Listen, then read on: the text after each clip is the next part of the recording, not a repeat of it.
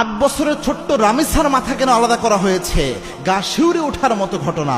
যারা এই ঘটনাটা শুনেছে চোখের পানি ধরে রাখতে পারে নাই।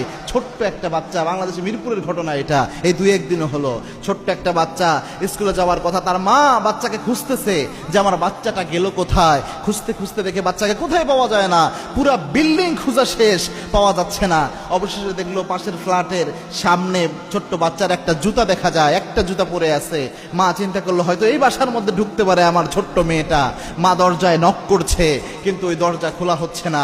যতবার নক করছে কোনোভাবে ওই দরজা খোলা হয় না। অবশেষে 999 যখন কল দিল, ওই মহিলা কল দিয়ে যখন পুলিশ আসলো, দরজা ভেঙে ভিতরে ঢুকে দেখে তার বাচ্চার নিথর দেহটা পড়ে রয়েছে। 8 বছরের বাচ্চা, কিন্তু মাথা নাই, শরীরের সাথে মাথা অবশিষ্ট নাই। যে বাথরুমের দিকে যেয়ে দেখে বালতির মধ্যে মাথাটা পড়ে রয়েছে। এরকম মর্মান্তিকভাবে জমিন থেকে বিদায় করেছে। অভিযোগ এসেছে যে ওই যে বাসাটা, ওই বাসার যে মালিক রয়েছে, বাসার ওই ফ্ল্যাটে যে ব্যক্তি থাকেন, ওই ফ্ল্যাটের ওই ব্যক্তি সে মূলত এই মানসিকভাবে যৌন কেন্দ্রিক বিকৃত মস্তিষ্কের অধিকারী ছিল।